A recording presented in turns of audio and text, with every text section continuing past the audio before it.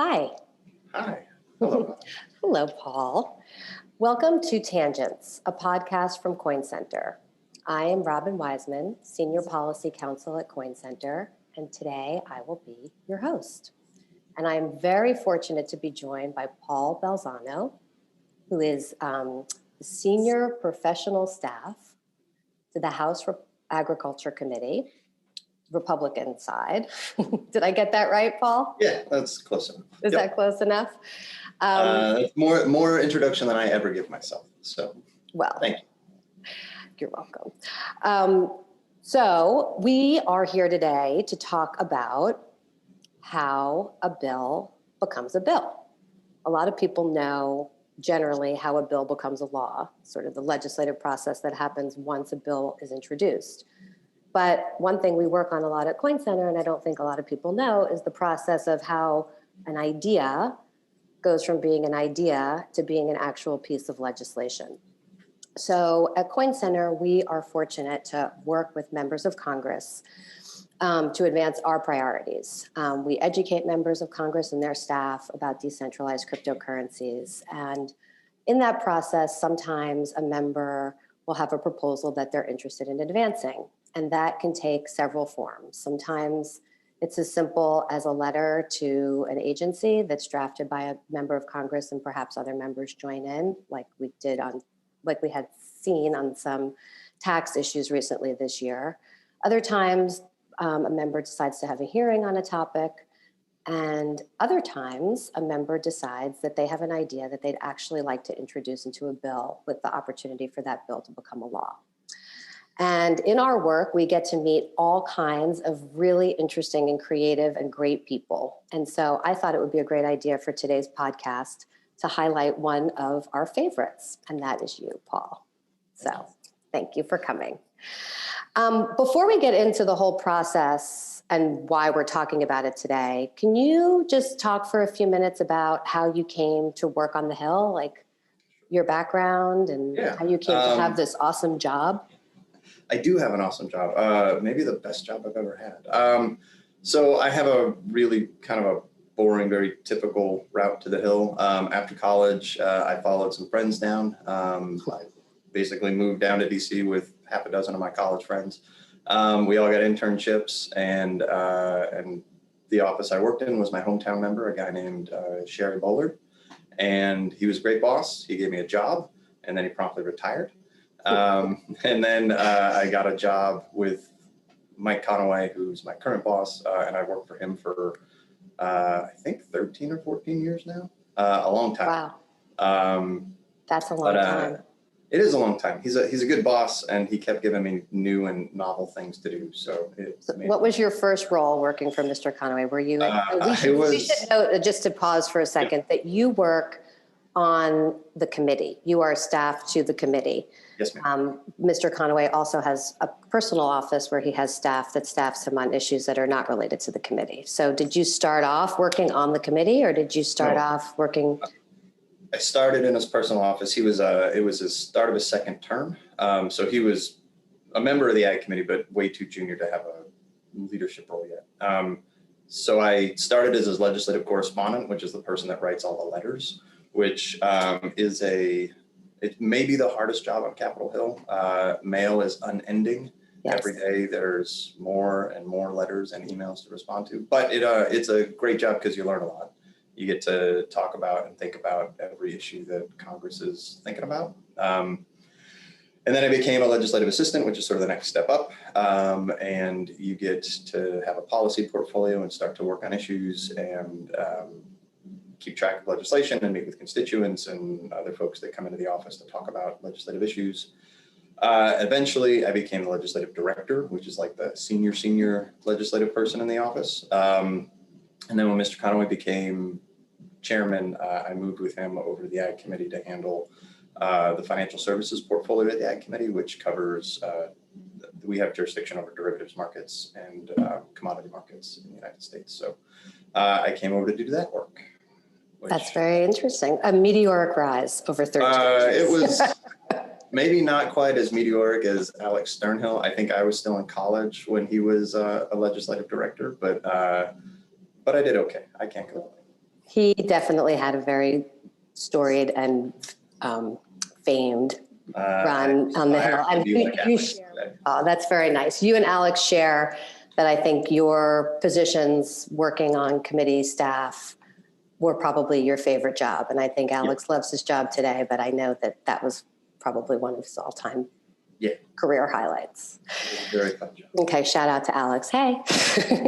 So recently, we had the opportunity to begin working with you. And I guess I really shouldn't say recently. About 2 years ago, you had an idea. And about 3 weeks ago, that idea, together with your boss, became the Digital Commodities Exchange Act, and it was introduced as a bill on the same day that the Securities Clarity Act was introduced by Mr. Emmer on the House Financial Services Committee. So what I would like to do today is talk a little bit about the process of how the DCEA, affectionately we call it, came to be. So how did it start?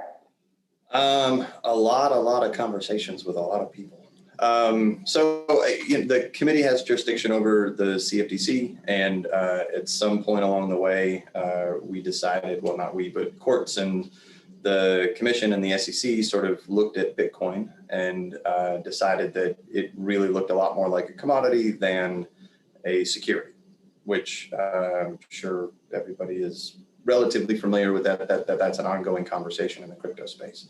And so as it became clearer that these digital assets, many of them started to look more and more like commodities, people came in to talk to us more and more frequently and to talk to the Ag Committee about what we were thinking about these new things that were in our jurisdiction. And in those conversations, I think a good chunk of it was just informational and a conversation about what Bitcoin and what Ether are. And then and just to go back for 1 second, just so our listeners can know, those conversations, those have been going on for about 4 years, 5 years? I looked at my calendar a while back, and my first conversation was in February of 2015 with some folks in the Digital Chamber.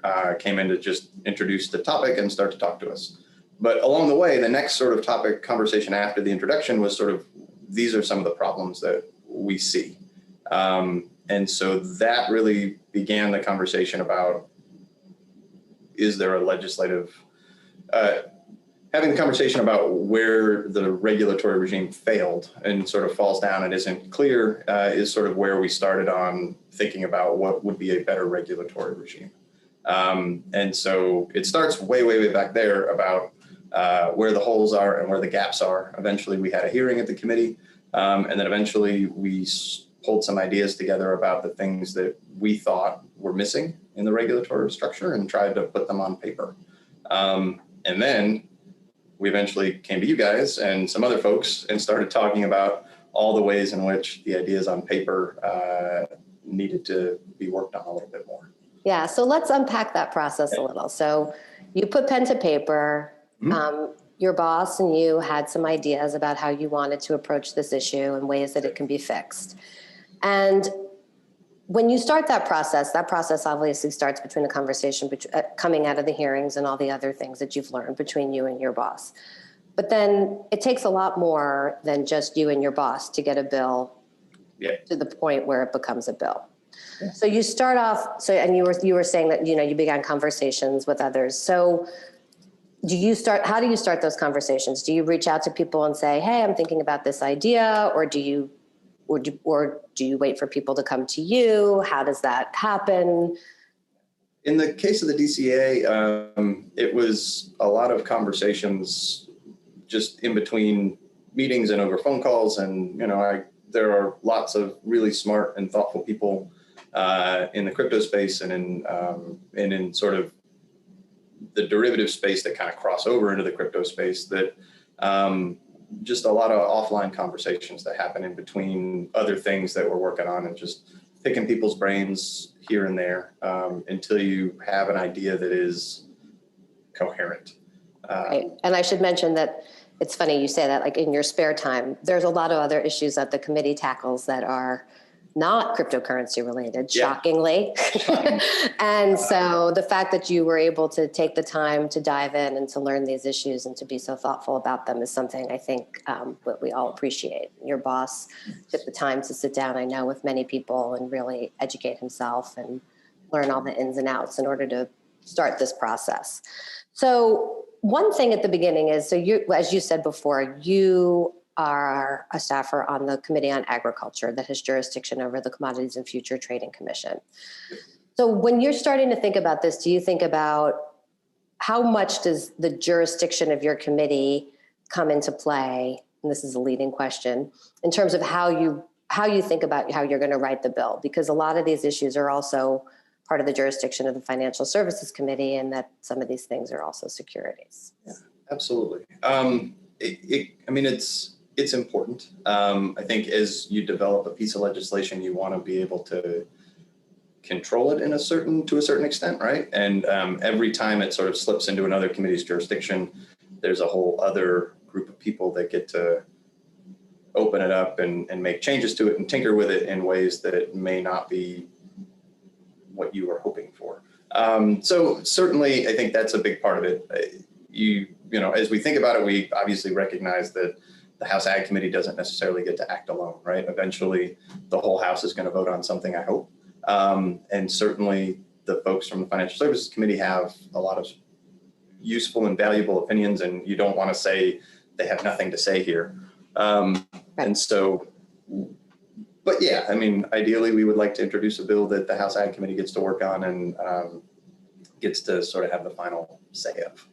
Of course. And then, so now you have an idea, and it's kind of written down on a piece of paper somewhere that you were able to share with people. Yep. I think one thing that people don't really understand is that there's actually a process in between just writing out an idea in terms of plain English language and high-level concepts, and actually what you see what you see in terms of bill language. When a bill is introduced, it comes in a very particular format that it needs to be introduced into Congress. And I think that, I'm not sure many of our listeners would know about Ledge Counsel. Yep. So can you share a little bit about the process about how something goes from basically prose to bill language? Yeah, so we have a really wonderful guy who's our legislative counsel, and he handles, there's lots of lawyers down at the Ledge Counsel shop, and they handle specific bodies of law. So our Ledge Counsel, who handles the Commodity Exchange Act, is a great guy. I've actually never met him in person, but I feel like that's funny. And that includes not just because of COVID. Not just because of COVID. Right. So how many years have you been working with this person? 6 years. And he's fantastic. He's really smart and really insightful, and is a huge help as we try to write down what we want to happen in the law. He helps us go through and think about ways in which we weren't clear, or better ways to phrase things, or that are less complicated and things like that.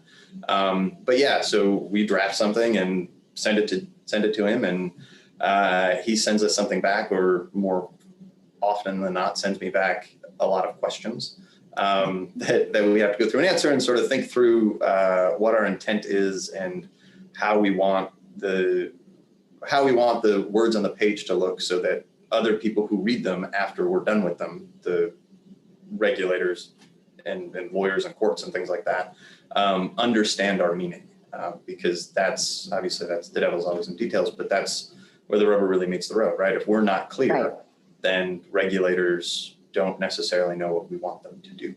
Correct. And I know that there are lots of times where obviously Ledge Counsel and you together decide, what act you're going to be amending, but how, when you're amending that act, you break it down into the section of that act and how it fits into the existing language.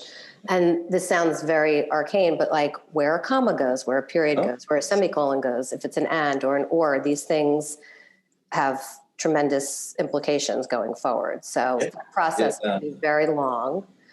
And just to take another step back. So as I recall, you probably know the date better. I think you actually do.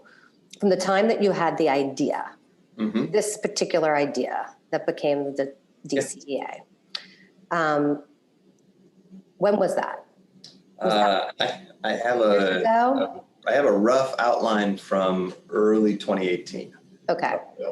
So it's 2 years ago, right? So that happened. Yeah, 2.5 years ago. Yep. 2.5 years ago. So that happened. Yep. And then the bill went through the process of going to Ledge Council. Then you had, but you didn't, but your boss didn't introduce the bill then. Then what happened? So now you have this draft So bill. we had a draft. We showed it to folks and had lots of conversation from lots of really smart people, gave us really helpful feedback. Coin Center, Peter and Jerry and you had a lot of really helpful things for us to think about as we were trying to get to the place. I think part of the conversation we had with you guys was, these are our goals. These are what we want to see. With the DCEA, it was about how do we protect customers? How do we ensure that when people participate at an exchange, they can be assured that it is fair and, you know, operating under a good regulatory structure. And sort of we set out our goals with the people we talked to, and then had a conversation about, did we meet those goals or not?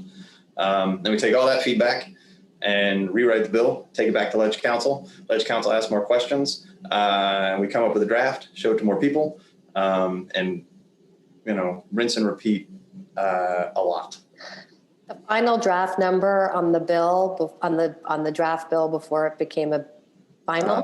It was like 28 or 29 or 30 maybe. Yeah, that's pretty impressive. So that just goes to show how much back and forth and thought and care you and your boss put into making sure that when this bill was introduced, it was in the best shape that it could be in going forward. And that is by no means to say that it is a done deal. So we'll talk a little bit later about how then the legislative process unfolds, but this is like the starting point. Yep. So I also want to talk for a minute about, so you work for a Republican member of Congress. So currently in the House, you guys are in the minority. Yep. Your boss is the ranking member of the committee. How much thought do you give and how much importance do you place on legislation being introduced and worked on in a bipartisan way, meaning that both Democrats and Republicans sign on or support what you're doing? It's important. I mean, in particular, because we're in the minority. The House is a majoritarian institution, and we don't do anything that the majority doesn't want to do. So from where I sit today, we have to have a bipartisan bill. But even when we were in the majority and I worked for the chairman and not the ranking member, having bipartisan bills has always been important to the Ag Committee. We are historically, I think, one of the more bipartisan committees in Congress. And that's something that I think staff and our members and the leadership of the committee is really proud of, that we continue to try to make sure we do things in a bipartisan manner. In particular, I think it results in hopefully more durable decisions and legislation that is less contentious because everybody has had a say in it. Yes. And I like to say it's a legislative process. Yeah.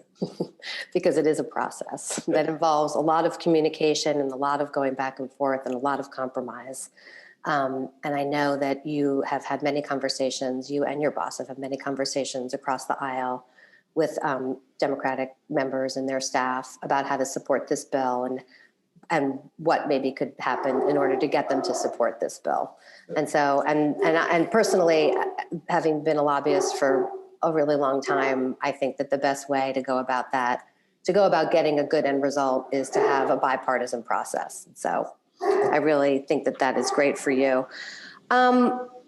So let's talk a little bit about when a bill is introduced.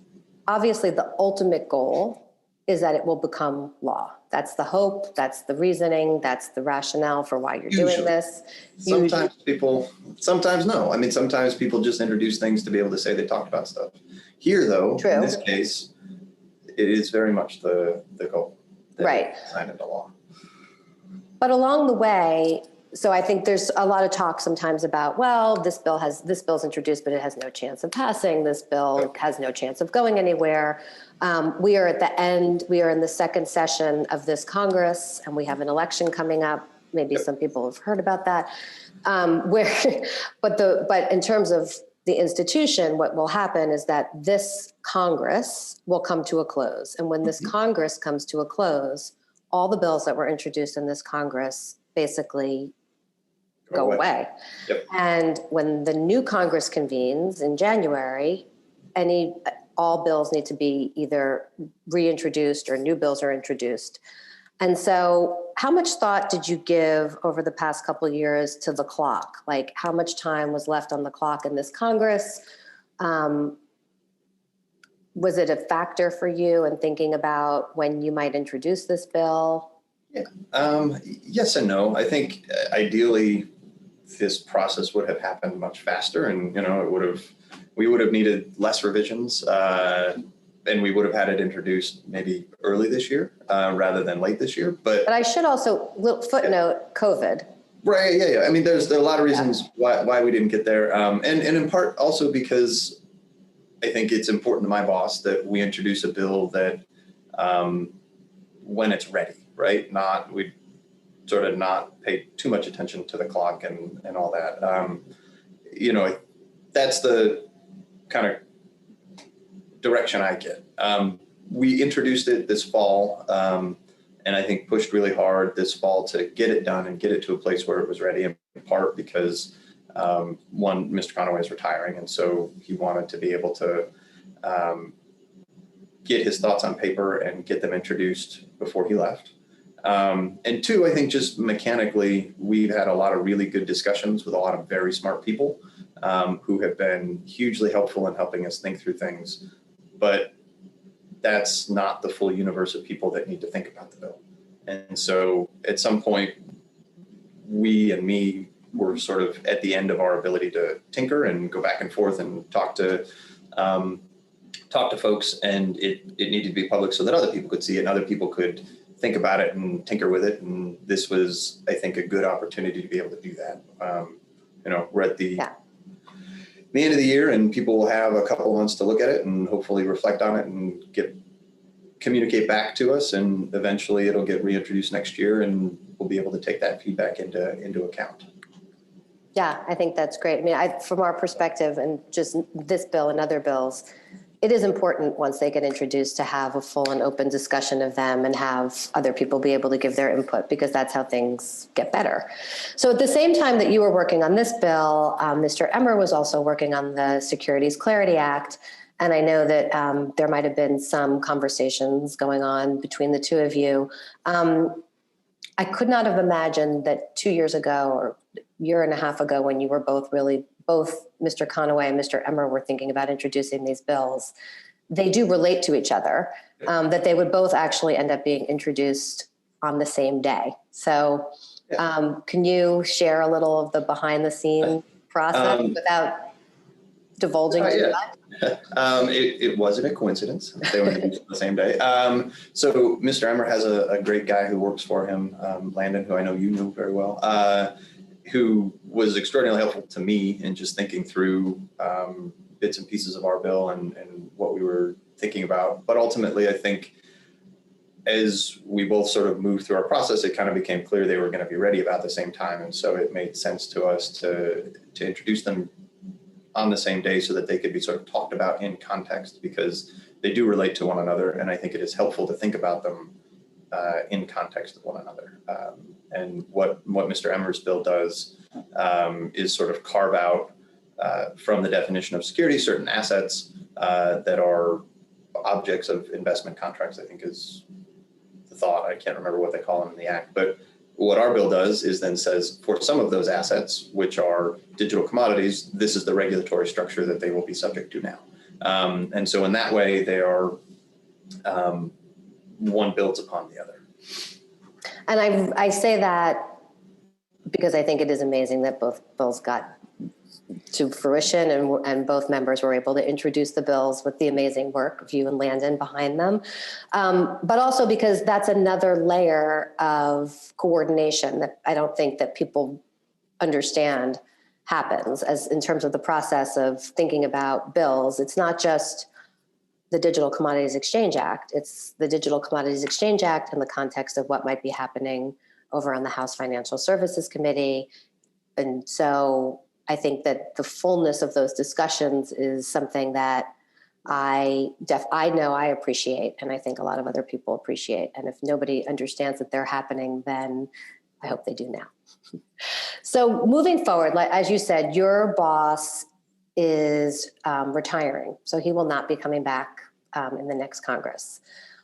What, thinking about another step in the process of how a bill becomes a law, we need now think about how this bill gets reintroduced. What are the next steps, hopefully, for it? In your mind, like, what happens next? Yeah, so there are a number of co-sponsors of the bill, and they'll have a discussion amongst themselves about who wants to introduce it next year. My firm hope is that no matter who introduces it, we still have the same co-sponsors, and maybe a few more co-sponsors along the way. So that it'll get reintroduced, maybe modified a little bit based on, or maybe a lot of it, right, based on the feedback that I hope people are thinking about today, and we'll come back to the committee with. And then we'll have a conversation with, assuming Republicans don't take back the majority, with Mr. Peterson's staff and about what comes next as far as hearings and markups and sort of all the work that the committee needs to do to evaluate the bill, and through the public process that committees undertake when we move legislation. And even though I kind of teased this as how a bill becomes a bill, since we have you here and you have such deep expertise in the legislative process, let's say bill gets reintroduced, bipartisan basis, the beginning of next Congress. What happens next? If everything goes according to plan, in the perfect world, we have a markup where you maybe have a hearing on it and invite some folks in to talk to the committee about what the bill does and why it's beneficial.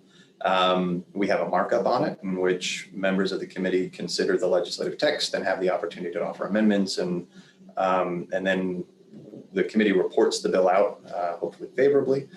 We write a report that explains what the bill does, and then it goes to the House floor and we vote on it. Assuming it passes the House, it goes to the Senate, where maybe they'll take it up.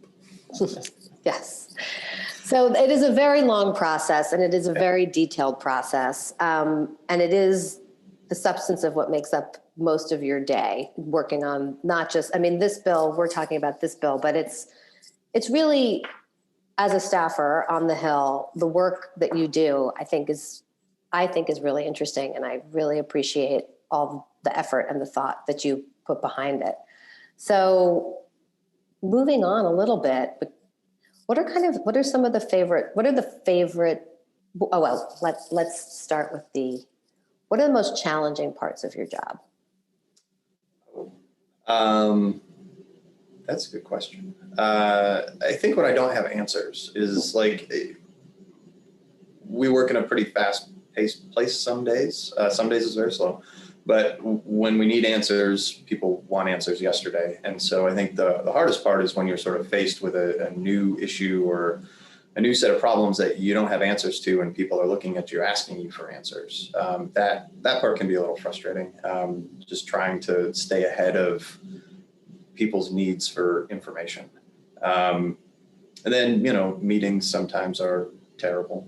Sometimes they're great. It can be endless. But sometimes they can be endless, and you can get bogged down in issues that are incredibly complicated and don't have really good answers, and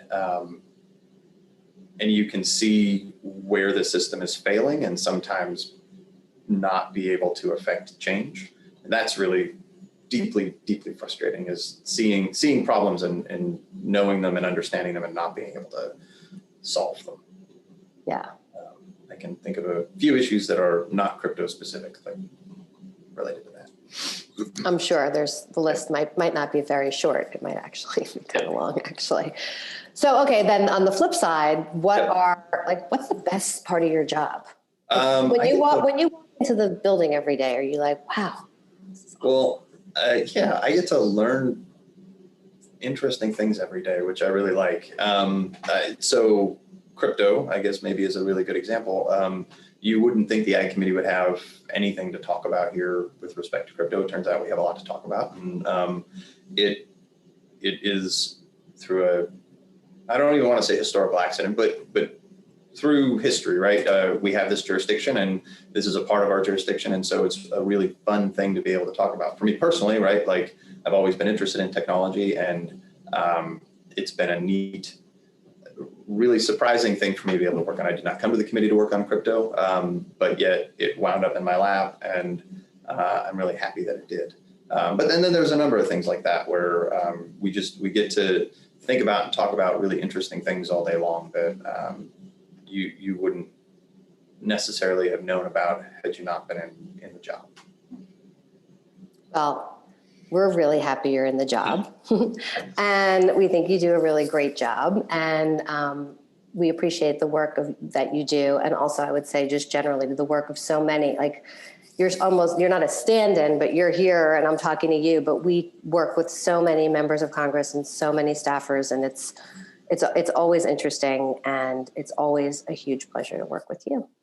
So yeah, it is a team sport, to use a overused analogy, but we don't get anything done on our own. It's as much as I like to sit at my desk and tinker in my mind. At the end of the day, it takes hundreds and hundreds of people to get stuff done. So, and I think that is a really good note to end on. So thank you, Paul, so much for being our guest today and for chatting with me about how a bill becomes a bill. Well, thank you very much for having me, Robin. It was a lot of fun. I appreciate it. Bye. Bye.